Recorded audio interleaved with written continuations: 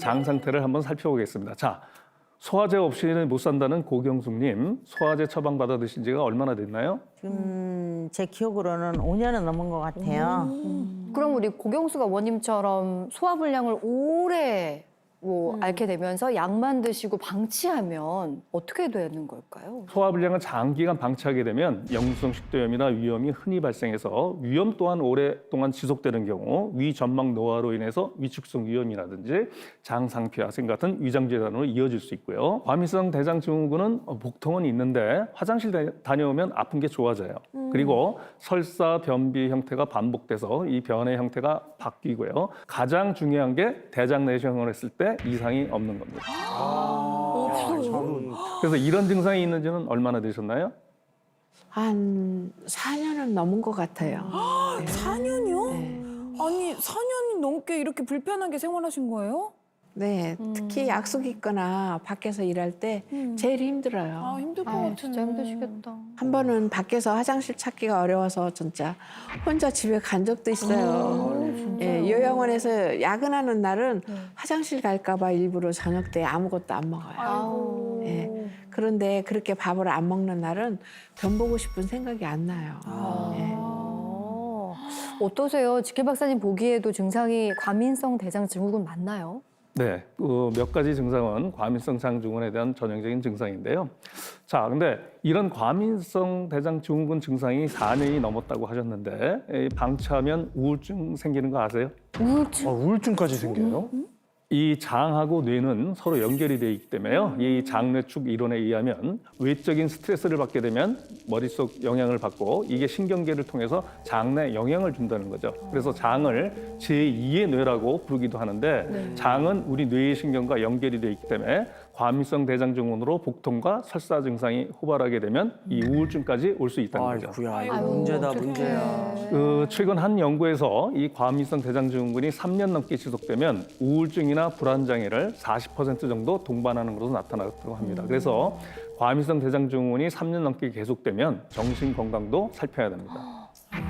아, 그래서 제가 몇 년 전부터는요, 설사하고 나면 기운이 너무 빠져서 예, 문득 내가 이렇게 살아야 하나 그러면서 생각한 적도 있어요. 네, 그래서 많이 이제 힘드시죠. 네. 이렇게 장과 뇌가 연결이 돼 있고 또 하나 이 간 건강한 것도 연결이 돼 있는데요.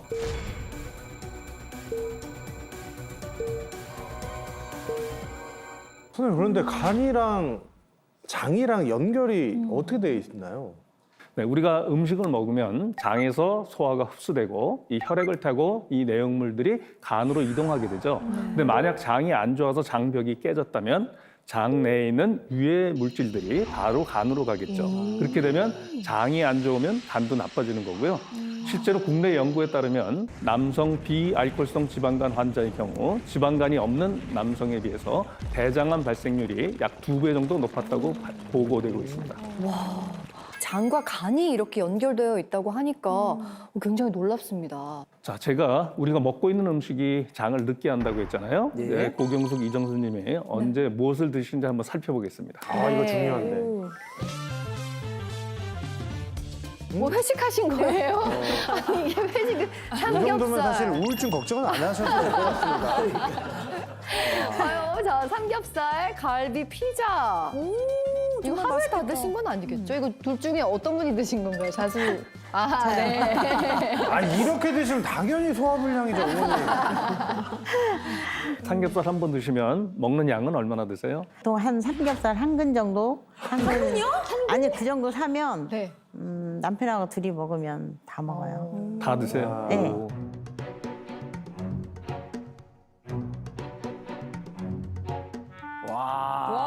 야. 아, 이거 다 닭 아니에요? 와, 다 아니 닭인데. 치킨에 삼계탕에 닭도리탕에 아, 이정수 어머님은 닭을 정말 사랑하시네요. 네, 제가 제일 좋아하는 닭이에요. 되게 우아하게 얘기하셨어. 닭이에요. 네. 얼마나 드세요, 치킨? 무조건 한 마리 정도 먹어요. 근데 그러니까 1인 1닭으로. 네네. 오. 닭으로 만든 건 무조건 다 좋아요. 튀긴 거, 삶은 거 상관없이 다 좋아합니다. 예. 진짜. 자, 두 분이 즐겨 드시는 육류, 특히 붉은 고기는요. WHO 산하국제암연구소에서 발암 가능성 물질로 언급한 음식입니다.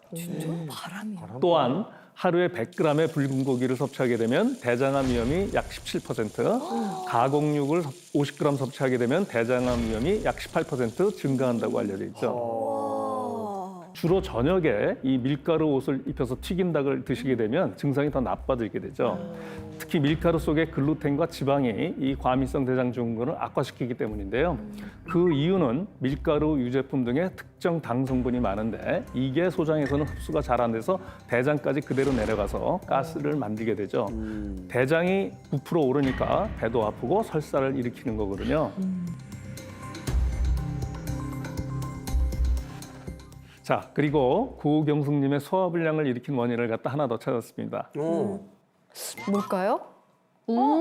아이스크림. 오, 그리고 과일. 과일이. 이건 과일은 괜찮지 않나?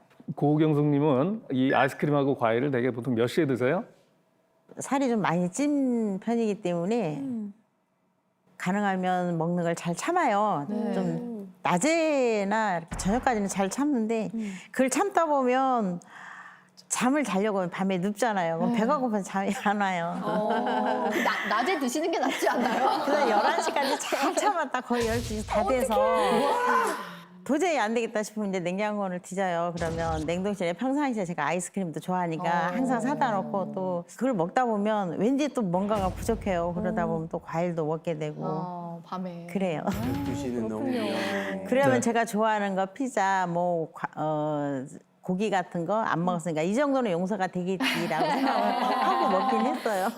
참았으니까. 자, 그래서 다이어트 하시는 분들이 다 같은 문제를 가지고 있어요. 이렇게 뭐 낮에 저녁 때는 안 드시다가 나중에 밤 돼서 아구야 하나 먹다 보면 지금 똑같아요. 맞아요. 과식을 하게 되거든요. 우리가 입 터졌다 그러거든요. 그렇죠. 이 밤에 먹는 아이스크림, 이건 뭐 절대 금기죠. 아이스크림과 같이 찬 음식은 위장 기능을 감소시킬 수 있고요. 소화불량을 유발하는데 영향을 미칠 수가 있습니다.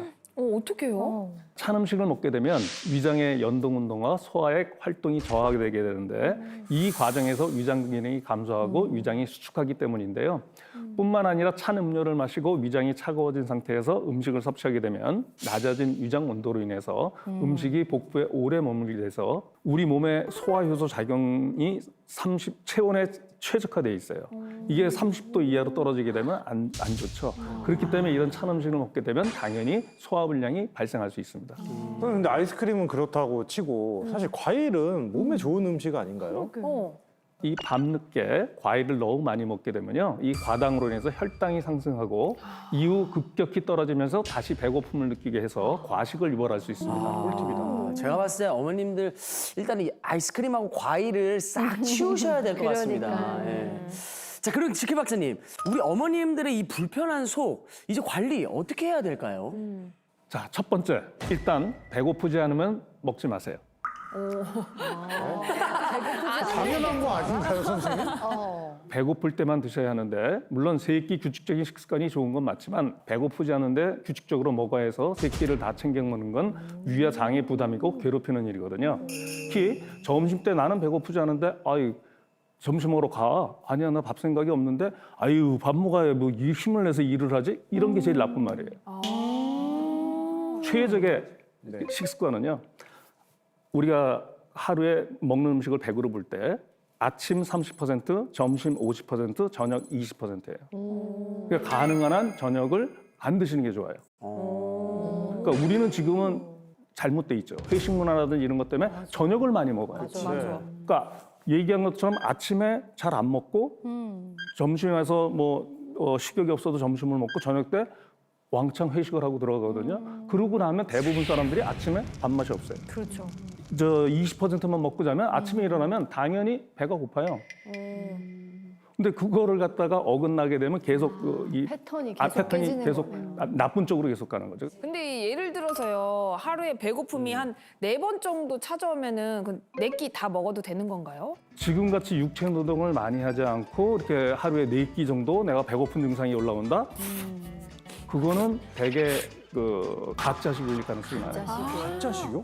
맞아. 우리가 뭐 입이 궁금하다 그러잖아요. 근데 그런 뭐 입이 궁금하면 뭐가 땡기고 자꾸 이제 그런 얘기를 하는데 그건 가짜식이에요. 배고픈 게 아니라 뭔가 뭐 스트레스를 받는다든지 해서 뭔가 넣고 싶은 생각 이런 것 때문에 발생하는 거고요.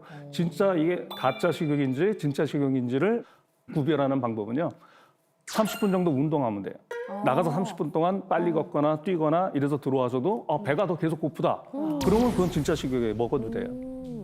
근데 운동을 하게 나면 대개 이제 그런 입맛들이 별로 없어지거든요. 그래서 다이어트 하는 분들한테는 제가 식사 전에 운동을 30분이나 1시간 동안 경하게 하라 그래요. 그러면 일단 우리가 그 밥 먹기 전에 뭐 사탕이나 설탕이나 이거 먹는 것만큼 식욕을 약간 억제할 수 있어요.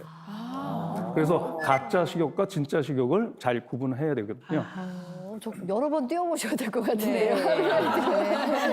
그리고 두 번째, 일단 먹었으면 움직이세요. 두 분 평소에 운동 좋아하세요? 좋아는 하는데 네. 운동을 막상 하려면 왠지 뭔가가 귀찮고 좀 이따 해야지 내일 해야지 항상 이렇게 미루는 식이 돼버려요. 자, 이게 보면 식사를 하게 되면 나른해지고 아이고 귀찮아 뭐 누워서 뭐 TV를 본다든지 뭐 절대 이제 운동을 안 하려고 그러는데 운동하게 되면 장이 열심히 움직일 수 있어요. 이 운동을 하게 되면 사실은 장 운동도 활성화돼서 변비도 많이 좋아집니다. 하실 수 있죠? 네, 열심히 하겠습니다. 자, 고경숙님은 올해 대장염종이 3개 발생했기 때문에 뭐 대장 내시경을 적어도 1, 2년 간격으로 받는 게 좋으시고요.